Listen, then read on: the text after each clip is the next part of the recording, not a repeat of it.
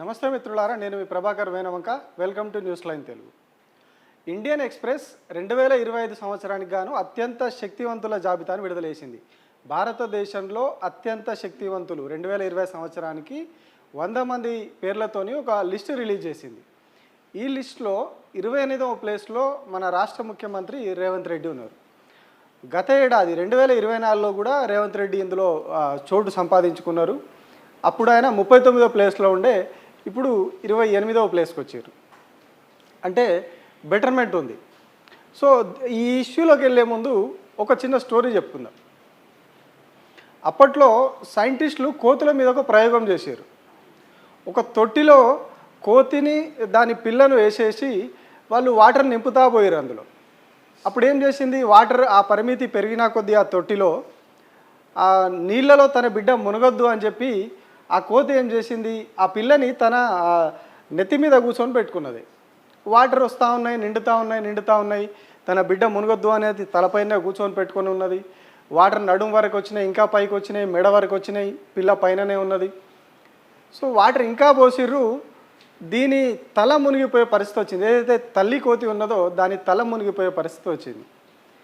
అప్పుడు అదేం చేసింది, తలపైన ఉన్నటువంటి ఆ పిల్లని తీసి కింద పెట్టేసి దానిపైన నిలబడి ఇది ప్రాణాలు కాపాడుకునే ప్రయత్నం చేసింది.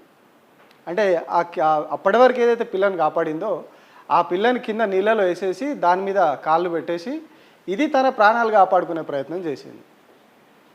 సో ఇప్పుడు ఈ కథకి రేవంత్ రెడ్డికి వీళ్ళు ఇచ్చిన ఈ ఎవరైతే మోస్ట్ పవర్ఫుల్ లీడర్స్ ఉన్నారో దానికి ఏం సంబంధం అంటే, రేవంత్ రెడ్డి కూడా ఈ పవర్ఫుల్ వ్యక్తి భారతదేశంలో అనే ఈ హోదా 28 దేశంలో 28వ పవర్ఫుల్ వ్యక్తి అనే హోదా వచ్చింది కూడా ఈ పని చేసినందుకే.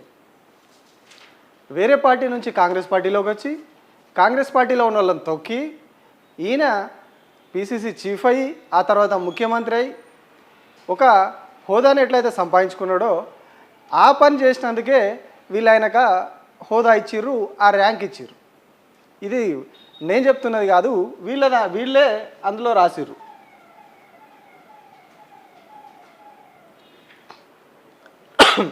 ఇక్కడ ఉన్నది, ఇందులో వాళ్ళే చెప్తా ఉన్నారు చూడండి. When he joined the Congress in October 2017, the former TDP MLA had been in political wilderness. He rose up the Congress ranks quickly, and after appointment as president of the Telangana unit in 2021, faced discontent within the party. అంటే పార్టీలో అంతర్గతంగా కుమ్ములాటలు జరిగినా కూడా. However, in 2023 assembly polls, he led the faction-ridden Congress to a resounding win, handing a shock defeat to the incumbent K. Chandrasekhar Rao led BRS party. ఈ 4-5 లైన్లలో వాళ్ళు క్లియర్గా చెప్పింది ఏంటి అంటే, 2017లో పార్టీలోకి వచ్చిండు, ఆయన గతంలో టీడీపీలో ఎమ్మెల్యేగా పనిచేసిండు. అయినా కూడా ఆయన వచ్చినాక పార్టీలో కుమ్ములాటలనే ఇవన్నీ ఉన్నాయి, ఆయన వ్యతిరేకించిర్రు. అంటే వాళ్ళు సమ్మరైజ్ చేసి చిన్నగా చెప్పారు అన్నట్టు ఇదే విషయాన్ని. అప్పటికే పార్టీలో కుమ్ములాటలనే ఈయన రావడం మీద కూడా వ్యతిరేకత వ్యక్తమైంది. ఆయన రావడాన్ని కూడా వ్యతిరేకించిర్రు. అయినా కూడా ఆ కుమ్ములాటలు ఉన్నా కూడా పార్టీని ఎన్నికల్లో గెలిపించిర్రు, లాస్ట్కు ముఖ్యమంత్రి అయ్యారు. అంటే ఇక్కడ క్లియర్గా అర్థమవుతా ఉన్నది. ఇంకొంచెం చూడండి, despite being scene as an out cider in the state Congress. అంటే కాంగ్రెస్ పార్టీలో ఇప్పటికి కూడా ఆయన అవుట్ సైడర్గానే చూస్తున్నారు. ఆయన వచ్చినప్పటి నుంచి ఇప్పటివరకు కూడా కాంగ్రెస్ పార్టీలో సీనియర్లంతా కూడా ఆయనను బయటి వ్యక్తిగానే చూస్తున్నారు తప్పితే ఎవరు కూడా ఆయనను ఓన్ చేసుకొని, అంటే ఇప్పుడు ఏదో పదవులు కాపాడుకోవాలి, మంత్రి పదవులు అదని చెప్పి ఇప్పుడు దగ్గర తిరుగుతున్నారు. కానీ ముందు నుంచి కూడా ఆయనను చాలా తిట్లు తిట్టిన వాళ్ళు ఉన్నారు. కోమటిరెడ్డి వెంకటరెడ్డి కావచ్చు, రాజగోపాల్ రెడ్డి కావచ్చు, ఉత్తమ్ కుమార్ రెడ్డి కావచ్చు, ఇట్లా చాలామంది ఎమ్మెల్యేలు కావు, మంత్రులు రేవంత్ రెడ్డిని ప్రెస్ మీట్లు పెట్టి పొట్టు తిట్టిన వాళ్ళు వీళ్ళంతా ఇప్పుడు ఎవరైతే ఆయన చుట్టూ కూర్చుంటున్నారో వాళ్ళందరూ కూడా వాళ్ళే. ముందు నుంచి కూడా ఒక అవుట్ సైడర్ అనే భావన ఆయన మీద ఉంది. ఎందుకంటే కాంగ్రెస్ పార్టీలో తలలు వండిపోయిన సీనియర్లు ఉన్నారు. ముందు నుంచి కూడా పార్టీ కోసమే పనిచేసి పార్టీలోనే ఉండి కాంగ్రెస్ పార్టీ కోసం ఆ ప్రతిపక్షంలో ఉన్న అధికార పక్షంలో ఉన్న వాళ్ళు చాలామంది ఉన్నారు.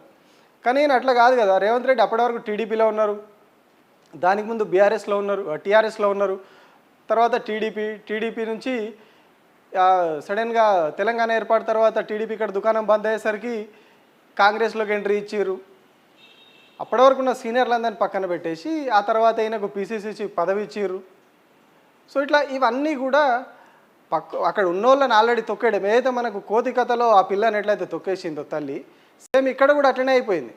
ఈయన బయట నుంచి వచ్చేసి వీళ్ళందరినీ కిందికి తొక్కడం, ఆయన వరుసగా పదవులు అందుకుంటూ పోవడం, తన టీంనంతా కూడా తెచ్చిపెట్టుకోవడం, సీనియర్లందరూ కూడా మా వాళ్ళు ఆగమవుతున్నారు, మా వాళ్ళకి పదవులు వస్తలేవని చెప్పి సీనియర్లు ఆగమాగం కావడం, ఇవన్నీ కూడా కాంగ్రెస్ పార్టీలో జరిగిపోతూ ఉన్నాయి. ఆ అవుట్ సైడర్ అనే ముద్ర అప్పటి నుంచి ఇప్పటి వరకు స్టిల్ అట్లనే ఉన్నది.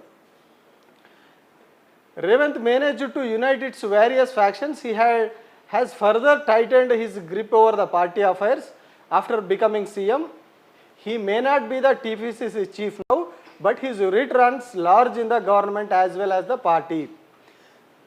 అంటే ఆయన ఎట్లా తన సామ్రాజ్యాన్ని విస్తరించుకున్నాడు కాంగ్రెస్లో, ఎట్లా కంప్లీట్గా దాన్ని గ్రిప్లోకి చెప్పుకున్నారనే దాన్ని కూడా వీళ్ళు పరిగణలోకి తీసుకొని ఆ ప్రాతిపదికలో ఇచ్చినామని చెప్తా ఉన్నారు. అంటే ఇప్పుడు ఆయన పీసీసీ చీఫ్ కాదు, ముఖ్యమంత్రి అయ్యారు, పీసీసీ చీఫ్ మహేష్ కుమార్ గౌడ్కి ఇచ్చారు. కానీ ఈయన కంప్లీట్గా పార్టీలో ప్రభుత్వంలో కంప్లీట్ కాంగ్రెస్ పార్టీ మీద గ్రిప్ తెచ్చుకున్నాడు. కాంగ్రెస్ పార్టీని మొత్తం తన హ్యాండ్ ఓవర్లో పెట్టుకున్నాడు.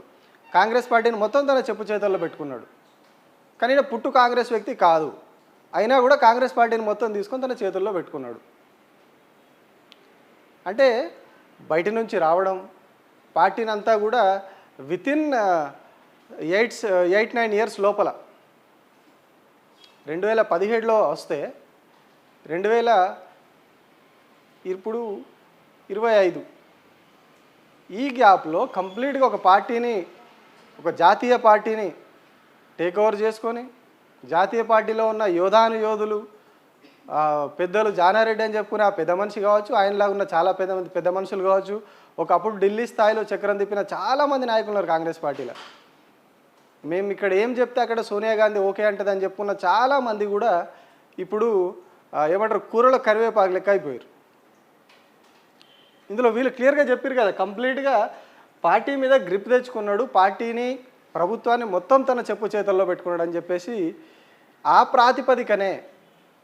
ప్రాతిపదికనే వీళ్ళు ఈయనకు ఈ 28th ర్యాంక్ ఇచ్చారు. దేశంలో 2020 సంవత్సరానికి గాను అత్యంత శక్తివంతుల జాబితాలో 100 మందిలో ఈయనకు 28వ ప్లేస్ ఇచ్చారు.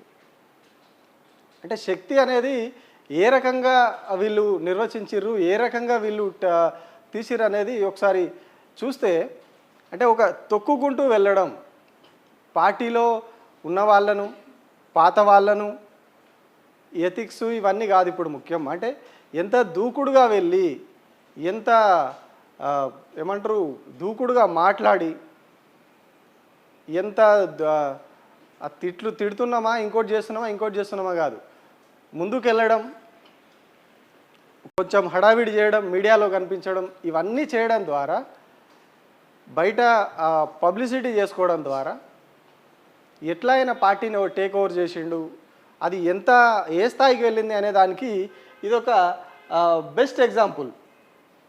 ఇంకొక గమ్మత్తైన విషయం ఏంటి అంటే, రేవంత్ రెడ్డి మాటలను కూడా వీళ్ళు పరిగణలోకి తీసుకున్నారు. అంటే ఆయన ఎట్లా మాట్లాడతాడో తెలుసు కదా, లాగులు తొండల కాంచెలి కడుపుల పేగుల దాకా ఆయన మాట్లాడే మాటలు ఉన్నాయి. అది అసెంబ్లీ అయినా బహిరంగ సభ అయినా ఏదైనా మాట్లాడతాడు. Known for his extreme poor speeches, Reddy stuck to his speech points at the Chennai meeting delimitation. ఇది అంటే ఎక్స్ట్రీమ్గా స్పీచ్లు ఇవ్వడం, ఇవన్నీ కూడా ఈయన ఇమేజ్ని పెంచినాయి అన్నట్టు. అంటే రాజకీయాలు ఎట్లా మారిపోతా ఉన్నాయి, ఏ రకంగా తయారవుతున్నాయి అనే దానికి ఎంత అంటే శక్తివంతుడు ఎట్లా అవుతాడు అంటే, ఎంత చండాలంగా మాట్లాడితే, ఎంత దారుణంగా ఎథిక్స్ లేకుండా పాలిటిక్స్ చేస్తే, ఎంత ఇష్టారాజ్యంగా చిల్లర వ్యవహారం చేస్తే అంత గొప్ప రాజకీయ నాయకుడు అవుతాడు అనేది, అంత గొప్ప శక్తివంతుడు అవుతాడు అనేది వీళ్ళ అవార్డుల ద్వారా ఇంకొకసారి క్లియర్గా వాళ్ళే ఎక్స్ప్లెయిన్ చేశారు. ఇది మనం కామెంట్ చేస్తున్న విషయం కూడా కాదు. వాళ్ళు ఏ రకంగా ఏ అంశాలను పరిగణలోకి తీసుకొని ఆయనకు ఆ 28th ప్లేస్ ఇచ్చిర్రో వాళ్ళే ఎక్స్ప్లెయిన్ చేసారు. ఇందులో కంప్లీట్గా వాళ్ళు చెప్పిన పాయింట్స్ ద్వారానే మనం చెప్పుకుంటాం. అంటే ఒక ఎథిక్స్ లేని రాజకీయం చేస్తే, ఎంత ఎథిక్స్ లేని రాజకీయం చేస్తే అంత తొందరగా ఎదగవచ్చు, అంత గొప్ప నాయకుడు అవుతాడు అనడు అని చెప్పడానికి ఇదొక best example. Same last year అయినా చూడండి, లాస్ట్ ఇయర్ 39th ప్లేస్లో ఉన్నాడు 2024 ఇవి, ఇందులో 39th ప్లేస్లో ఉన్నాడు. వితిన్ 1 ఇయర్ 28th ప్లేస్కి వచ్చాడు. మేబీ మరి నెక్స్ట్ ఇయర్ కల్లా ఇదే మాటల దాడి ఇదే జోష్ కొనసాగిస్తే మేబీ ఇప్పుడు ఫస్ట్ ప్లేస్లో నరేంద్ర మోడీ ఉన్నాడు. ఫస్ట్ ప్లేస్లో నరేంద్ర మోడీ, అమిత్ షా వీళ్ళందరూ ఉన్నారు ఈ టాప్ 10లో. సో మేబీ నెక్స్ట్ ఇయర్ కల్లా వీళ్ళందరినీ కూడా పక్కకు నూకేసి ముందుకు వస్తాడు. ఇంకా కామెడీ ఏంటంటే వీళ్ళ జాతీయ అధ్యక్షుడు ఖర్గే కూడా ఈయన తర్వాతనే ఉన్నాడు. కాంగ్రెస్ పార్టీ జాతీయ అధ్యక్షుడు ఖర్గే కూడా రేవంత్ రెడ్డికి అంటే కూడా చాలా వెనకబడిపోయింది పాపం ఆయన. ఇదిగో 33 ప్లేస్లో ఉన్నాడు. రేవంత్ రెడ్డి అంత జోష్గా పనిచేస్తలేనట్టున్నాడు ఈయన పాపం. అందుకే 33వ ప్లేస్లో ఉండిపోయాడు. రేవంత్ రెడ్డి ఏమో 28వ ప్లేస్కి వచ్చాడు. సో రేవంత్ రెడ్డి ఇదే జోష్ కంటిన్యూ చేసి ఇవే తిట్లు ఇవన్నీ కంటిన్యూ చేస్తే మాత్రం ఖచ్చితంగా టాప్ 10లో ఉంటాడు నెక్స్ట్ ఇయర్. ఇందులో ఎట్లాంటి అనుమానం లేదు. Thank you.